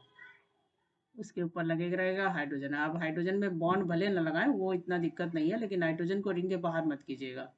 और ये लगा डबल बॉन्ड, यानी कि इस कार्बन के साथ कीटोनिक ग्रुप यानी कि CO ग्रुप लगा हुआ है। तो चाहे आप इस फॉर्म में बना लीजिए, चाहे आप इस फॉर्म में बना लीजिए, जैसे आपको इजी रहे वैसे बना लीजिए।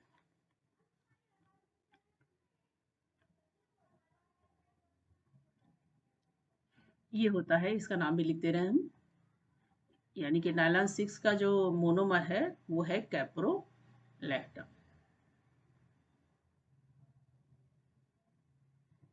अब सीधी सी बात है, हमारा इसमें ये क्या होगा, यहाँ कोई डबल बॉन्ड नहीं है। अब कार्बन ऑक्सीजन के बीच का डबल बॉन्ड हम नहीं ब्रेक कर सकते हैं, तो यहाँ पर क्या टूटेगा, ये टूटेगा।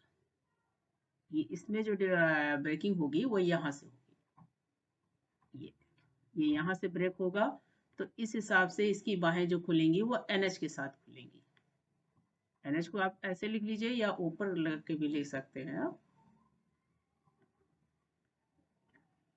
इसकी बाहें इधर खोल दीजिए, बाकी आपका जैसा कंपाउंड है उसको वैसे ही बना लीजिए। ये CH2 का होल 5, और ये रहा C डबल बॉन्ड O, तो आप चाहे CO लिख दीजिए, चाहे C डबल बॉन्ड O लिख दीजिए, कोई दिक्कत नहीं है।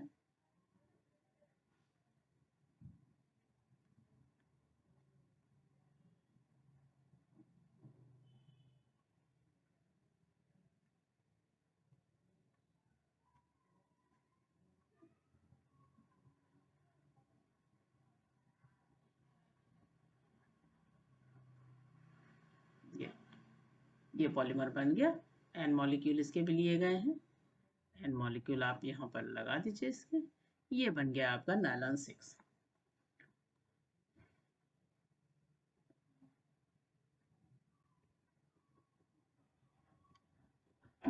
आप जैसे ग्रुप वाइज प्रिपरेशन प्रॉपर्टीज और यूजेस याद करिए तो आपको थोड़ा सा इजी रहेगा। जैसे नायलॉन है, तो नायलॉन के जो प्रॉपर्टीज हैं, मैक्सिमम 3 नायलॉन है आपके पास। केवलार है, नायलॉन 6, नायलॉन डबल 6, 3 है आपके सिलेबस में। तो तीनों की प्रॉपर्टीज 50-60% इक्वल होंगी। बाकी कुछ प्रॉपर्टीज होंगी जो डिफरेंट होगी, तो उनको हाईलाइट करके आप याद कर लीजिए कि भाई नायलॉन 6 में ये अलग होता है, नायलॉन डबल 6 में ये अलग होता है।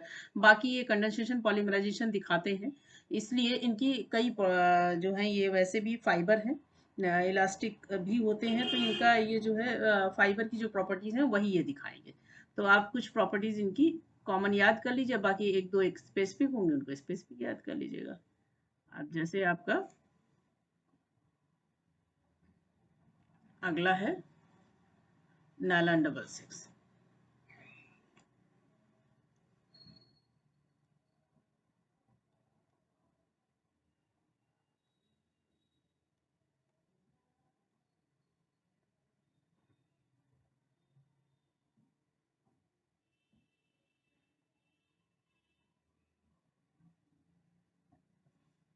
नायलॉन डबल 6,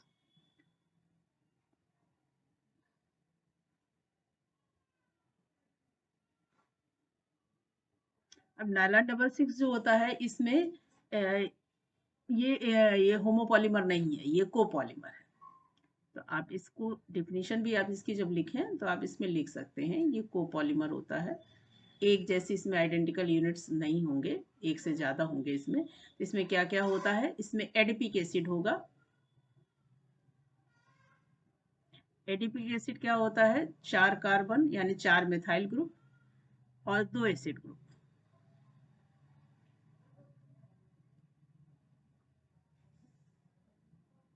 ये होता है एडिपिक एसिड।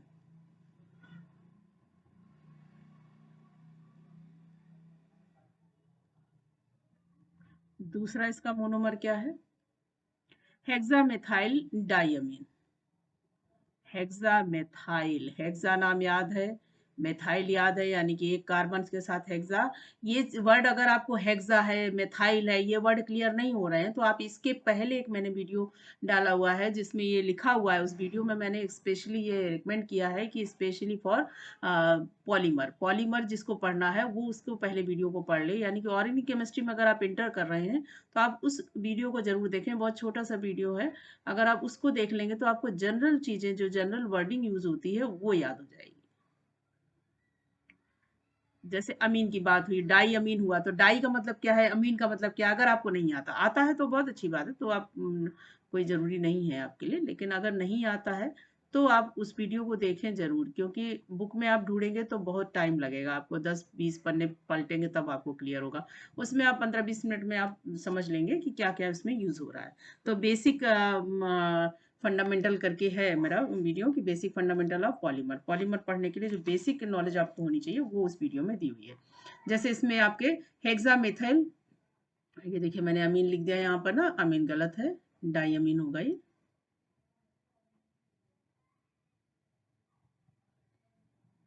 ये है हेक्सामेथाइल डाइअमीन।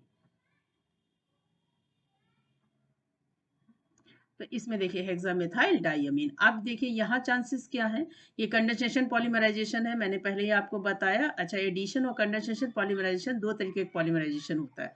तो एडिशन में तो सारी चीजें ऐड हो जाती हैं, कंडेंसेशन में स्मॉल मॉलिक्यूल्स एलिमिनेट होते हैं। ये भी इस बारे में भी मैंने उस वीडियो में बताया है कि कंडेंसेशन क्या होता है, एडिशन क्या होता है। इसलिए मैं आपको कह रही हूँ कि अगर आप पॉलीमर पढ़ रहे हैं तो उसके पहले 15-20 मिनट का वीडियो है छोटा सा, उसको आप जरूर देखें। उसके बाद आप इस वीडियो को देखेंगे तो पॉलीमर आपको जल्दी तैयार होगा, जल्दी समझ में आएगा। अब जैसे मैंने आपको सीधे बोल दिया कि यहाँ पर कंडेंसेशन हो रहा है, आपको नहीं पता कंडेंसेशन क्या होता है, तो फिर आप कहेंगे ये समझ में नहीं आ रहा है। तो आप पहले पढ़ लीजिए कि कंडेंसेशन क्या होता है। उसके लिए आप पहले एक वीडियो देख लीजिए, इसी के पहले मैंने एक वीडियो डाला हुआ है, उसमें हाईलाइट भी मैंने किया है कि बेसिक फंडामेंटल फॉर पॉलीमर। तो पॉलीमर पढ़ने के पहले या ऑर्गेनिक केमिस्ट्री में एंटर करने के पहले आप उस वीडियो को जरूर देखें, जिसमें बिल्कुल सिंपल सिंपल चीजें हैं। सिंगल बॉन्ड क्या होते हैं, डबल बॉन्ड, सेचुरेटेड, अनसेचुरेटेड, और एसिड ग्रुप क्या है, डाई कैसे लगता है, बाई ट्राई कैसे लगता है, प्राइमरी कार्बन क्या होते हैं, सेकेंडरी कार्बन क्या होते हैं, कंडेंसेशन क्या होता है, एडिशन क्या होता है, एलिमिनेशन क्या होता है, और रीअरेंजमेंट कैसे होता है, न्यूक्लियोफाइल कैसे बनते हैं, ये सब चीजें उसमें दी हुई हैं। बहुत बड़ा नहीं, बहुत शॉर्ट में उसको बनाया मैंने, सिर्फ इंट्रोडक्शन के लिए। तो आप उसको देख लीजिए। तो यहाँ पर एक कंडेंसेशन पॉलीमराइजेशन होगा, यानी कि इसमें वाटर मॉलिक्यूल एक निकलेगा। इसमें देखिए स्मॉल मॉलिक्यूल्स जिसमें एलिमिनेट होते हैं वो होता है कंडेंसेशन। तो कंडेंसेशन में कई चीजें होती हैं, वाटर निकाल सकते हैं, एसिड निकाल, CO2 निकाल सकते हैं, अमोनिया निकाल सकते हैं, बट यहाँ चांसेस क्या है, वाटर मॉलिक्यूल निकालने के, एक OH और एक इसका हाइड्रोजन लेकर इससे निकलेगा, क्योंकि और इसको जोड़ने का कोई दूसरा हमारे पास ऑप्शन नहीं है।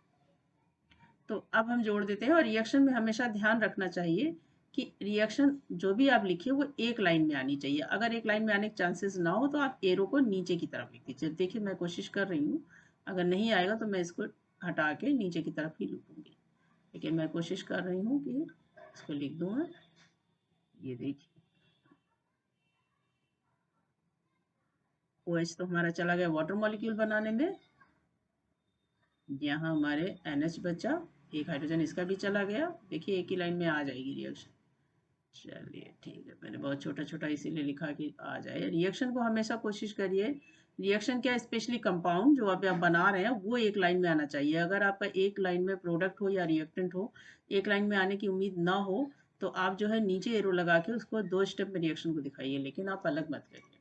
ये देखिए बन गया नायलॉन डबल सिक्स। पॉलीमर मुझे लिखने की ज़रूरत नहीं है, मैंने हेडिंग में डाला हुआ है ऊपर। तो ये हो गया नायलॉन डबल सिक्स।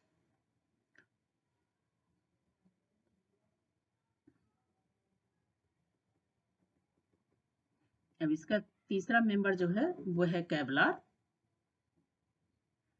केवलार काफ़ी कुछ नायलॉन डबल सिक्स को फॉलो करता है, लेकिन क्या इसमें चेंज होता है वो देखिए जरा।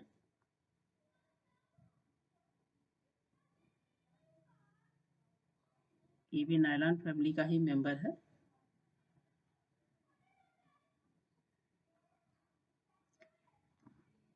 इसके मोनोमर क्या है भी बताते हैं आपको। इनके नीचे भी लाइन खींच देना, ये नाराज हो जाएंगे, कहेंगे हमने क्या बुरा किया भाई, हम भी तो हेडिंग में ही आते हैं। तो भाई सारी हेडिंग्स के नीचे अंडरलाइन कर दें, ऊपर तो नायलॉन में किया हुआ है। चलिए कोई नहीं, चलिए भाई केवलार में पहुंचे। केवलार बहुत छोटा थोड़ा सा अंतर है। अच्छा चलिए नीचे कर लेते हैं, इसको दिखा दें आपको है। ये देखिए क्या फर्क पड़ रहा है इसमें। ये जितना भी यहाँ बीच में ये CH2 लगे हैं, इन सबको हटा के इसकी जगह बेंजीन लाना है आपको। तो इनके थोड़े से नाम चेंज हो जाएंगे। जैसे ये हो जाएगा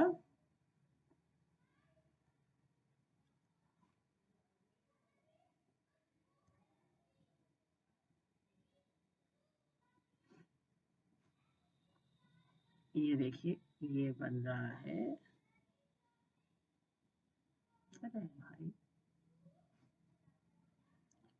ठीक है, अच्छा भाई ये रहा।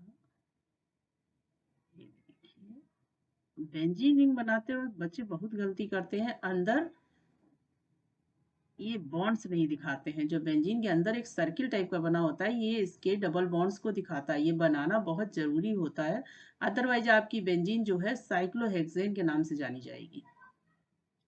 इसलिए इसको जरूर बनाइए। अब इसमें हमने आपको बताया याद करने के लिए आपको क्या याद रखना है, कि जैसे नायलॉन डबल सिक्स आपने याद किया बिल्कुल वैसा ही होगा, लेकिन यहाँ पर CH2 की जगह पर आपके बेंजीन रिंग आ जाती है। दोनों में आपको चेंज कर देना है। यानी कि जो नायलॉन डबल सिक्स होता है वो एलिफेटिक कंपाउंड बनेगा, जबकि जो ये केवलार होता है ये एरोमेटिक होता है। बाकी इसमें कोई चेंज नहीं है, बिल्कुल वही कंडेंसेशन पॉलीमराइजेशन ये भी दिखाएगा। नाम इनके हम लिख दे रहे हैं मोनोमर्स के। इसमें ये देखिए क्या है, टेरेप्थैलिक एसिड है ये।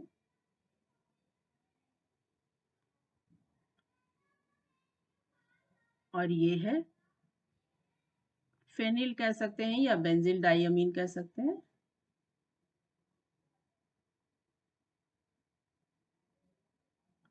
बस होना इसमें भी वही है, वाटर मॉलिक्यूल निकलना है, चाहे ऊपर भी लिख दीजिए चाहे यहाँ भी लिख दीजिए। यहाँ हमने नहीं लिखा, देखें यहाँ पर भी -H2O कर लिख दें, और यहाँ भी -H2O लिख दें। देखिए H2O इसमें निकाल दीजिए, बिल्कुल वैसे ही जोड़ देना है इसको भी। CO हो गया। ये देखिए ब्रैकेट बना दें, थोड़ा स्ट्रक्चर बड़ा है, छोटा छोटा बनाए नहीं तो आएगा नहीं। और ये रहा CO। बिल्कुल वही कॉपी करना है आपको, बस ध्यान रखना है क्या, कि उसमें मेथाइल ग्रुप है, इसमें मेथाइल ग्रुप ना होके फेनाइल ग्रुप है। ऑर्गेनिक याद करने में कंपैरिजन से आप याद करिए, बड़ी जल्दी याद होता है कि भाई उसमें क्या था इसमें क्या है, जो चेंज आए उसको याद कर लीजिए बस। ये हो गया केवलार। तो ये नायलॉन फैमिली खत्म हो गई आपकी। बहुत अच्छे से समझते चलिए, मेन टेंशन आपकी रिएक्शन की होती है। और ये थ्योरी तो आपको याद हो जाएगी, प्रिपरेशन प्रॉपर्टीज तो आप ग्रुप वाइज याद करिए, किस ग्रुप में क्या है। तो आपको प्रिपरेशन प्रॉपर्टीज भी बहुत आसानी से याद हो जाएगी, उसमें भी कोई टेंशन नहीं आएगी। चलिए अब भाई अगला हमारा जो ग्रुप है कौन सा है वो देखते हैं। अगला हमारा जो स्ट्रक्चर इसमें है वो है रबर।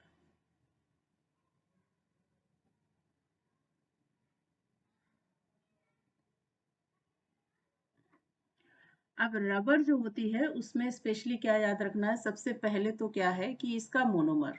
तो रबर जो होती है एक तो दो तरीके की होती है, नेचुरल और सिंथेटिक। ठीक है, सबको मालूम है, नहीं मालूम है तो मैं बता रही हूँ, तब आप जान लीजिए। अब इसमें क्या होता है, इसका मोनोमर क्या है, देखिए जरा, ये कंपाउंड पहचानिए जरा क्या है। हाइड्रोजन हमने इसमें नहीं लगाए हैं, हाइड्रोजन लगा देते हैं, चलिए ये हो गया, यहाँ डबल बॉन्ड हो गया,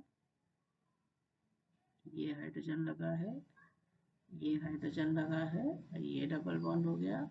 बिल्कुल, अगर आपने वीडियो देखा है या आपको आईपीएससी की नॉलेज है तो आप बड़े आराम से बता देंगे, ये है ब्यूटाडाइन।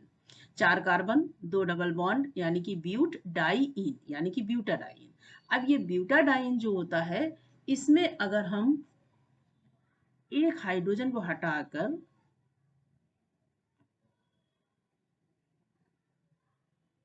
उसकी जगह पर लगा दें मेथाइल ग्रुप, तो ये हो जाता है आइसोप्रीन, और यही रबर का मोनोमर होता है।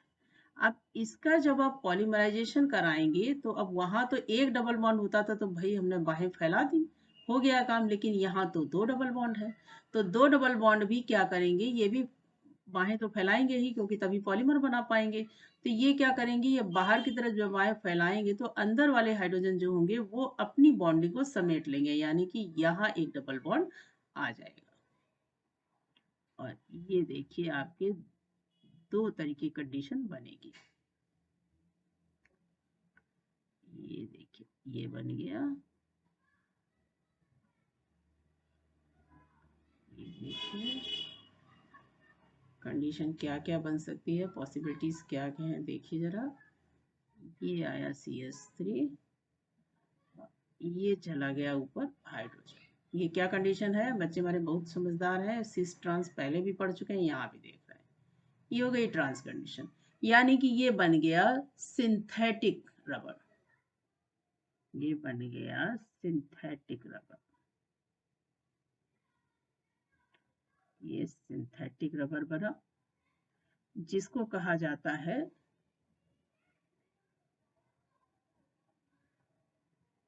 गटा परचा। ठीक, दूसरी होती है नेचुरल रबर। नेचुरल रबर में क्या है, बाकी स्ट्रक्चर वही रहेगा, थोड़ा सा चेंज आएगा, जैसे आपका दिमाग अगर चल रहा है तो आपको याद आ जाएगा, वहां ट्रांस है तो नेचुरली इसमें सिस रहा होगा, तो जो सिस कंडीशन होती है वो होती है नेचुरल रबर, और जो ट्रांस होती है वो होती है सिंथेटिक रबर।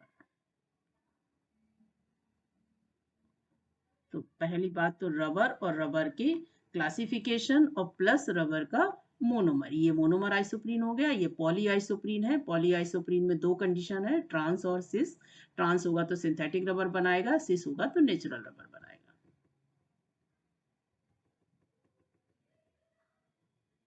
ठीक, आप चलिए आगे चलते हैं। अब रबर जो है, कई तरीके की रबर है, तो उसमें कुछ कंपाउंड्स हैं जो आपके बीटेक के सिलेबस में ये बहुत इंपॉर्टेंट कंपाउंड है, ब्यूना एस, जिसको कहा जाता है स्टाइरीन ब्यूटाडाइन रबर, इन ये 2 हैं अभी, डाइइन, एक SBr है ब्यूना एस, और एक ब्यूना एन, या इसी को कहते हैं SBr। इन दोनों में डिफरेंस बहुत पूछा जाता है, तो डिफरेंस में आपको प्रिपरेशन, प्रॉपर्टीज और यूजेस याद रखने हैं। प्रॉपर्टीज और यूजेस तो मैं नोट्स में बताऊंगी, यहाँ मैं आपको प्रिपरेशन बता दे रही हूँ। अब इसको देखिए, नाम से ही पता चल रहा है कि ये स्टाइरिन भी है इसमें और ब्यूटाडाइन भी है। अगर आपने याद किया हुआ ब्यूटाडाइन क्या होता है और स्टाइरिन क्या होता है तो बड़े आराम से आप बता देंगे। चलिए भाई ब्यूटाडाइन बनाते हैं।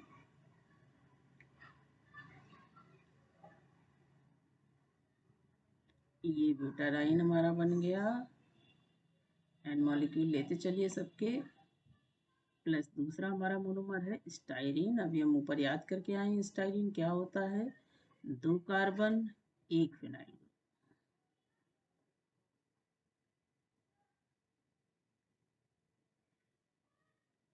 ठीक, इतना पॉलीमराइजेशन सीखने के बाद आप जान गए होंगे कि हमें डबल बॉन्ड पे ही काम करना है, सारे डबल बॉन्ड ओपन करने हैं।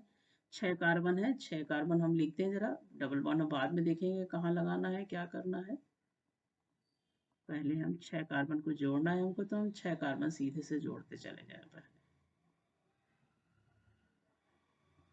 और इस सेकंड कार्बन पे हमारे लगा हुआ है फेनाइल ग्रुप, ये फेनाइल ग्रुप लगा दें, ये लग गया। अब देखिए इधर की तो बैलेंसी यहाँ से पूरी, क्योंकि बाहें तो खोलनी है भाई, पॉलीमर तो तभी बनेगा जब इसकी बाहें खुलेंगी, तो इसको हम शाहरुख खान बनाएंगे।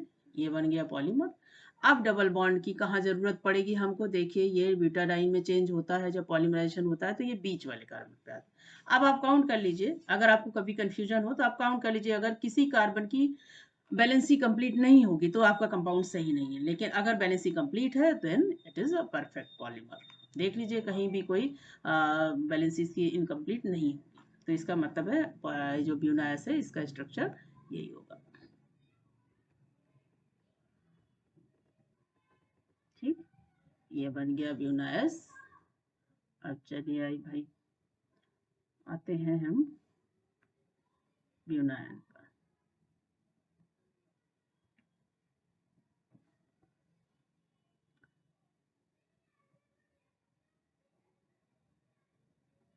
ब्यूनान, इसका फुल नेम क्या है, फुल नेम में ही इसके सारा आपको मोनोमर मिल जाएगा। ब्यूटाडाइन तो इसमें रहेगा ही, नाइट्राइल,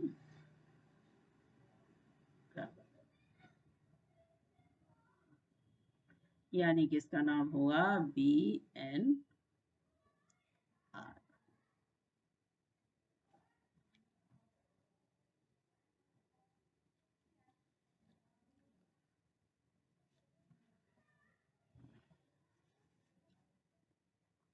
चलिए इसको भी बना लेते हैं भाई। ब्यूटाडाइन तो अब तक याद हो गया होगा आपको, इतने स्ट्रक्चर अगर आप बना चुके हैं तो। चलिए देखिए एन मॉलिक्यूल आप लेते हैं तो एन सब जगह ले लिया करिए, यहाँ भी एन ले लीजिए। अब चलिए यहाँ भी एन ले लेते हैं।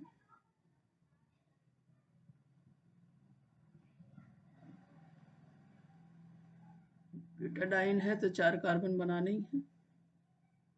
अरे हमको याद है भाई, डबल बॉन्ड लगाना है। नाइट्राइल क्या होता है, एथिल में साइनाइड ग्रुप लग जाता है। इसकी भी एन मॉलिक्यूल लिया, बस आगे कोई काम ही नहीं है हमारा। 6 कार्बन है, 6 कार्बन जोड़ दीजिए।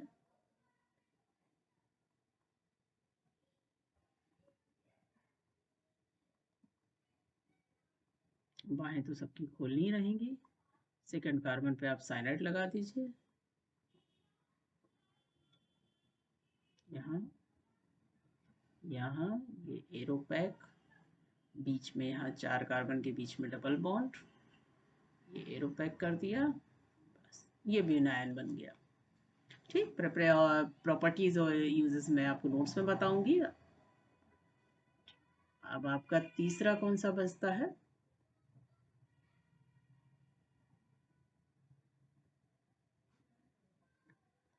तीसरा आपका बनता है नियोप्रीन। ये रबर फैमिली है।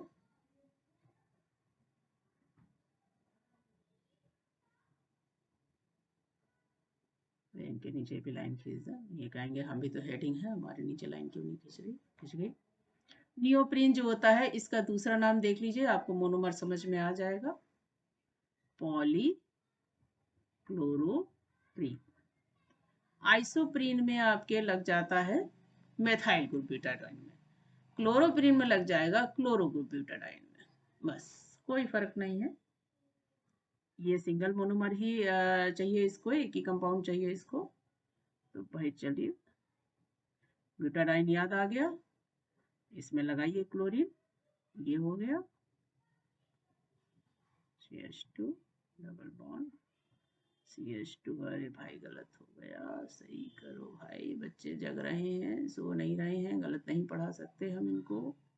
ये लो भाई, ये भाई, ये हो गया हमारा क्लोरोप्रीन। पॉलीमर बनाएंगे तो ये बन जाएगा पॉलीक्लोरोप्रीन। फिर इसको बना दीजिए अब शाहरुख खान, बाहें खोलिए इसकी, कुछ काम नहीं है। ये देखिए, बस बन गया क्लोरोप्रीन। क्लोरीन लटका दीजिए ऊपर, ये बना दिया, बाहें खोलिए इसकी, और बस ये बन गया आपका पॉलीक्लोरोप्रीन। ठीक, लिखने की जरूरत नहीं है वैसे, मुझे मोनोमर नाम से ही पता चलता है। यहाँ मैं एक बार ब्यूटाडाइन लिख दे रही हूँ जिससे आपको याद रहे। बाकी अंडरस्टूड है, जब यहाँ आप देखेंगे तो आप बात जान जाएंगे, ये ब्यूटाडाइन है तो ये नाइट्राइल होगा, नेचुरली बना हुआ है। ठीक,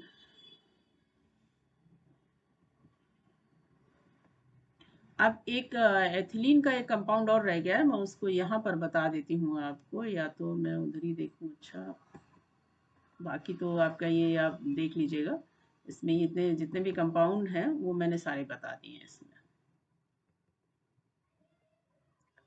रबर फैमिली भी देख लीजिए, और आप एथिलीन ग्रुप भी देखिए, एथिलीन के कितने पॉलीमर हैं। नायलॉन के ग्रुप देख लीजिए, नायलॉन में 3 पॉलीमर हैं, आपने देख लिया।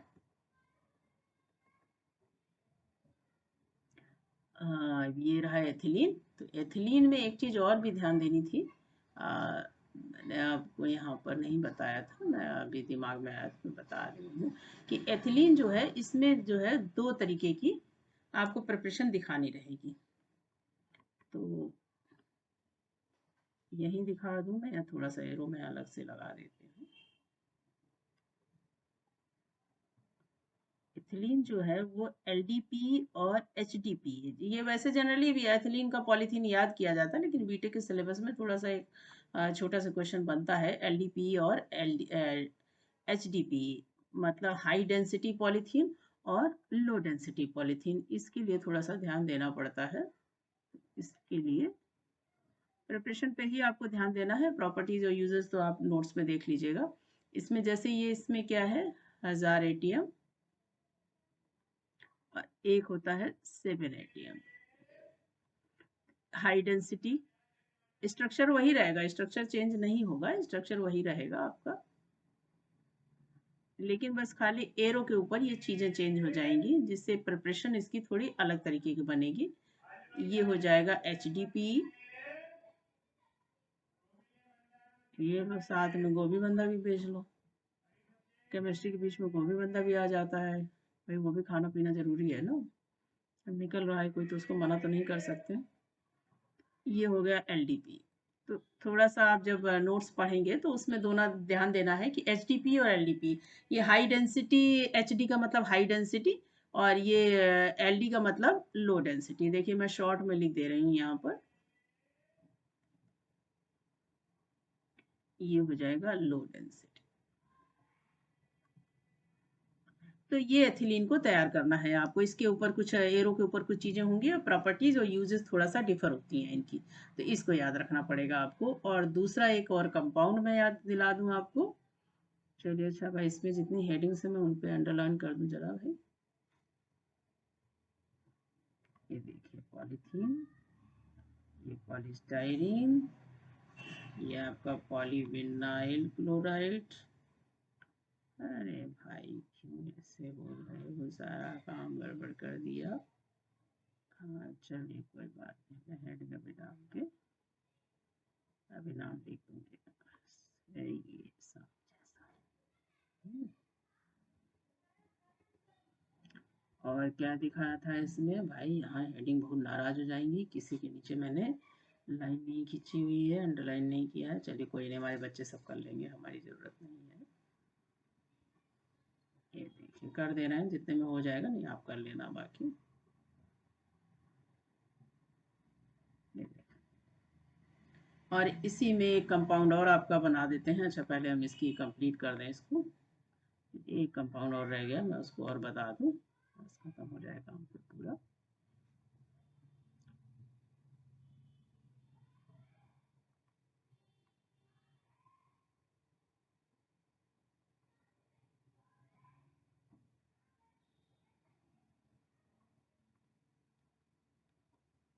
ये तो नाम समझ में आ रहा होगा, पॉलीविनाइल क्लोराइड।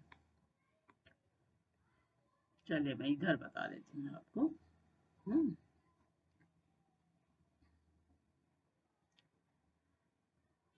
अलग से बता देते हैं, क्योंकि ये एथिलीन ग्रुप का है, इसलिए एथिलीन ग्रुप को मैं एथिलीन में ही बताऊंगी। तो ये होता है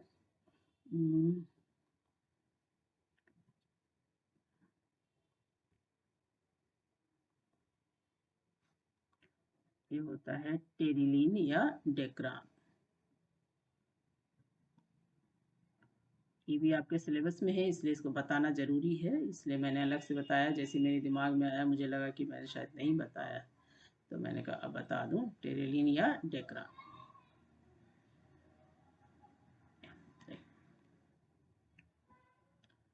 प्रॉपर्टीज यूजेस आप सारे नोट से तैयार करिएगा, मैं यहाँ खाली आपको प्रिपरेशन बता रही हूँ, स्पेशली रिएक्शन पे।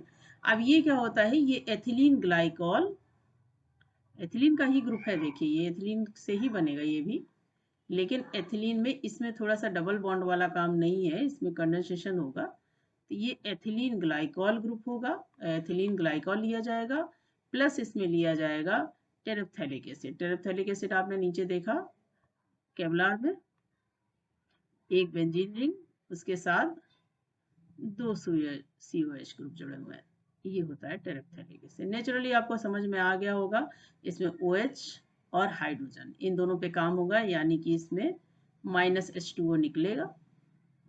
और कंपाउंड हमारा हम यहाँ बना देते हैं CH2,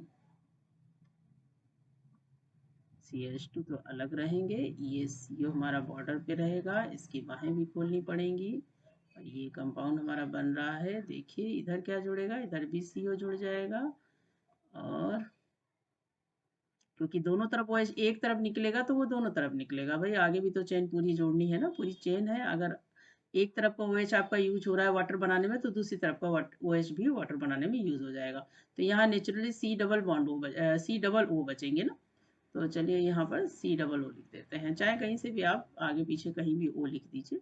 ये देखिए 2 ऑक्सीजन बचेंगे इसके साथ में, और इसकी ब्रांचिंग ऐसे खुल जाएगी। और एन मॉलिक्यूल आपने लिए हैं तो एन मॉलिक्यूल यहाँ भी लगा दीजिएगा। ठीक, ये बन गया टेरिलिन। ये पॉलीमर में जितने भी कंपाउंड आपके हैं वो सब मैंने इसमें बता दिए हैं। अब मुझे लग रहा है कि सबको समझ में आ गया होगा, लेकिन फिर भी अगर कहीं कोई प्रॉब्लम है तो आप बता सकते हैं। तो ये पॉलीमर का 50% सिलेबस कंप्लीट हुआ है, जिसमें आपके ग्रिग्नार्ड रीजेंट और आपका ये पॉलीथीन के पॉलीमर के सारे कंपाउंड्स का प्रिपरेशन आपने, मैंने मोनोमर या प्रिपरेशन और प्रॉपर्टी ये पॉलीमर बता दिए। अब प्रॉपर्टीज और यूजेस जो है उसके लिए आपको मेरे नोट्स देखने पड़ेंगे, वो नोट्स मैं आपको लाइव सेशन में दे दूंगी। और अब इसमें बचता है बाकी थ्योरेटिकल टॉपिक है, तो अभी आप इसको देख लीजिए, अगर कोई प्रॉब्लम हो तो बता दीजिएगा, फिर मैं आपके थ्योरेटिकल टॉपिक भी स्टार्ट करती हूँ। इसमें भी सिलेबस आधा हुआ है, अभी आधे में आपके सारे थ्योरेटिकल हैं, कंडक्टिंग पॉलीमर हैं, आपके बायोडिग्रेडेबल पॉलीमर है, और आपके इसमें वो है कंडक्टिंग पॉलीमर, बायोडिग्रेडेबल पॉलीमर, और पॉलीमर ब्लेंड्स, पॉलीमर कंपोजिट, ये चीज़ें भी हैं। तो वो भी मैं अभी आपको समझा दूंगी, वो भी, वो वैसे थ्योरी है लेकिन थोड़ा थोड़ा समझा देंगे उसको भी हम। पहले आप ये स्ट्रक्चर देख लीजिए, रबर है, नायलॉन है, ये सब देख लीजिए आप आराम से।